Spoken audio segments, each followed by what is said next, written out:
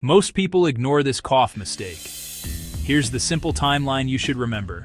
If you've been coughing, remember this: 3, 8, and now. Here's what those numbers mean. Less than 3 weeks?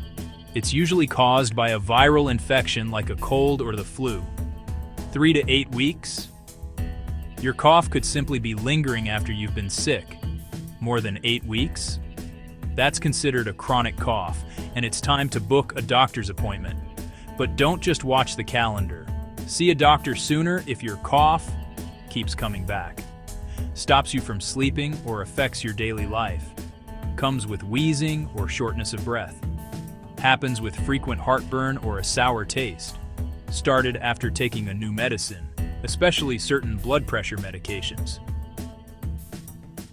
Get urgent medical care immediately if you have severe trouble breathing or chest pain, you're coughing up blood, a high fever that isn't improving or you're feeling confused, blue lips or fingertips, you're very difficult to wake, you think you've choked on or inhaled something.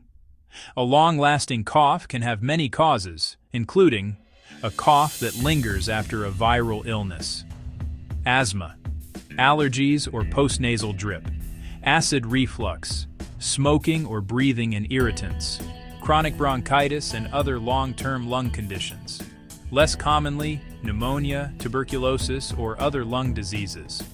While waiting to see a doctor, drink plenty of fluids.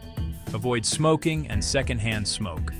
Try honey for over 1-year-olds. Use over-the-counter cough medicine as directed. It doesn't work for every cough. Keep taking prescribed asthma or allergy medication as directed. Save this video. You'll remember the 3, 8, and now rule when you need it most. Follow for more simple, evidence-based health tips.